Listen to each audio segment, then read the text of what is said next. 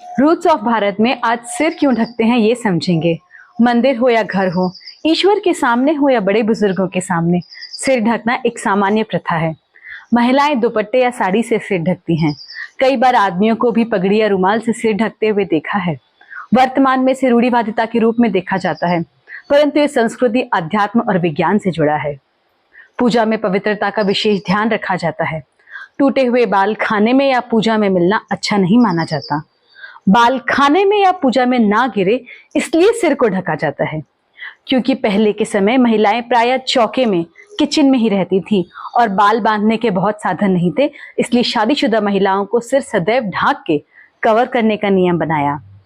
हमारे बाल धूल, मिट्टी, प्रदूषण और कई तरह के बैक्टीरिया को अपनी तरफ आकर्षित करते हैं, जो कई रोगों का कारण बन सकते हैं।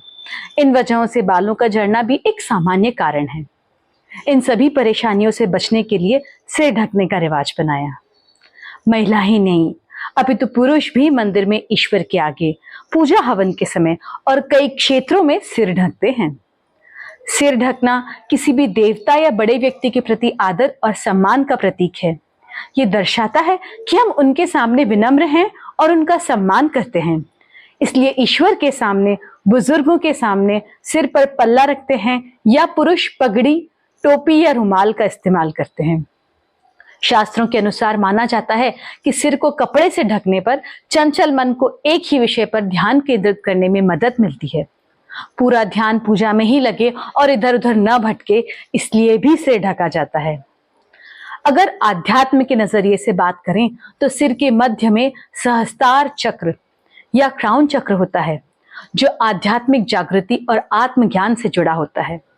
इस पर पूजा करते वक्त नेगेटिव असर नहीं होना चाहिए, इस कारण से ढककर पूजा करना चाहिए। देश और सनातन धर्म से जुड़ी और जानकारियों के लिए रूट्स ऑफ भारत को लाइक करें, चैनल को सब्सक्राइब करें और शेयर करके दूसरों तक भी ये जानकारी पहुंचाएं।